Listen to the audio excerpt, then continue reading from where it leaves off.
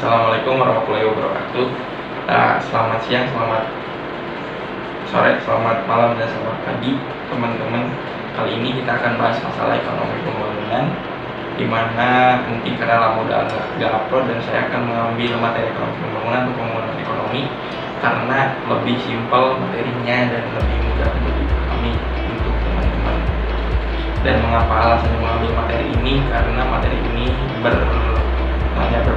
berperan serta dalam masalah kehidupan kita sehari-hari dan masalah negara.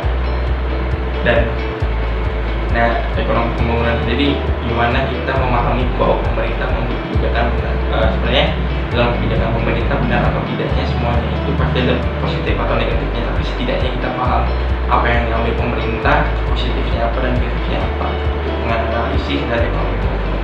Mungkin untuk perkenalan, saya akan memperkenalkan materinya dari definisi hingga sejarah ekonomi dulu. Oke, masalah definisi ilmu ekonomi pembangunan sendiri, ekonomi pembangunan sendiri mengacu yang dibahas untuk pengakuan pembahasannya adalah masalah-masalah perkembangan ekonomi di negara-negara berkembang, di mana ekonomi pembangunan ini berperan dalam negara berkembang tadi adalah untuk menyediakan solusi bagaimana untuk negara tersebut menyelesaikan masalah-masalah yang ada di negara berkembang tersebut. Terus kendati ilmu pengetahuan ini, mungkin langsung ke pembahasan kenapa yang dari ekonomi dulu sampai ekonomi pembangunan. Kendati studi perkembangan ekonomi telah menarik perhatian para ahli ekonomi sejak marxisme dan Adam Smith sampai Marx dan Keynes.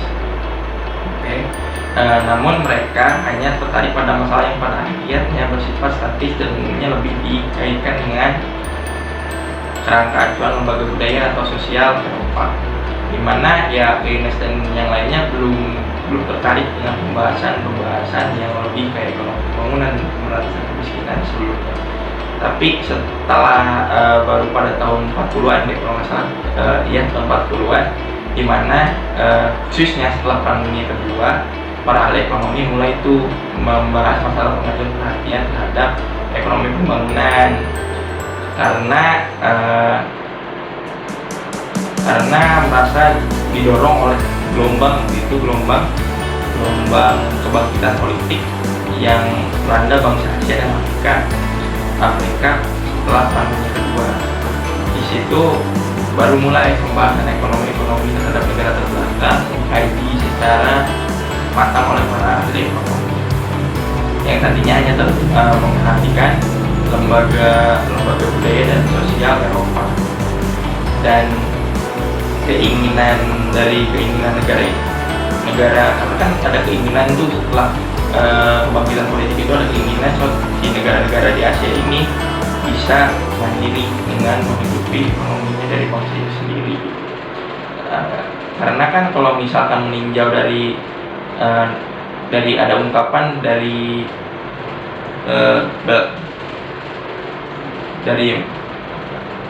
Mayer sama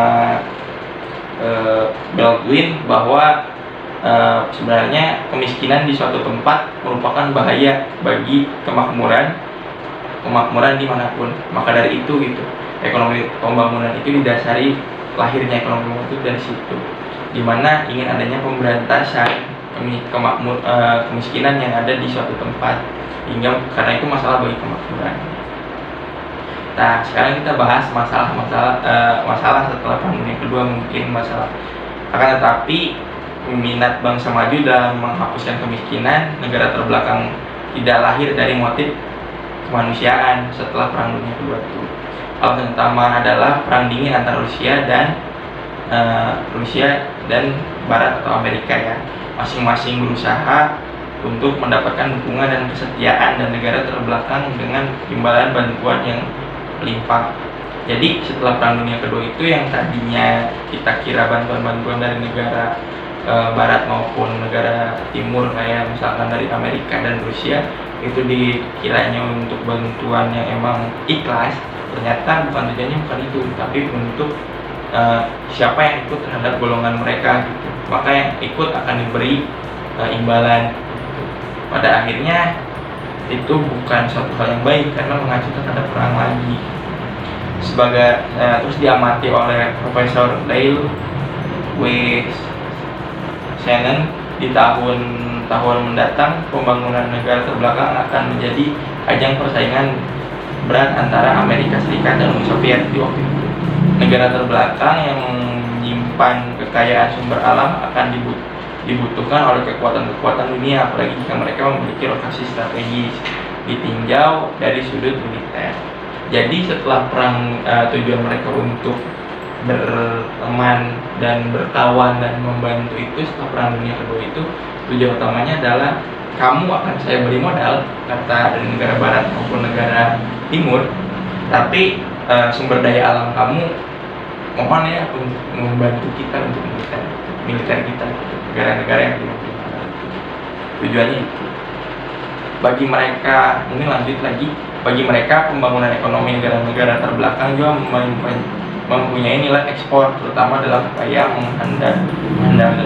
menghindarkan stagnasi jangka panjang, di mana tujuan mereka juga memusatkan dari negara-negara maju setelah perang dunia kedua adalah memusatkan, dengan tadi kan ada blok timur dan blok barat itu, memusatkan supaya segi ekspornya jalan, nggak stagnan atau mati.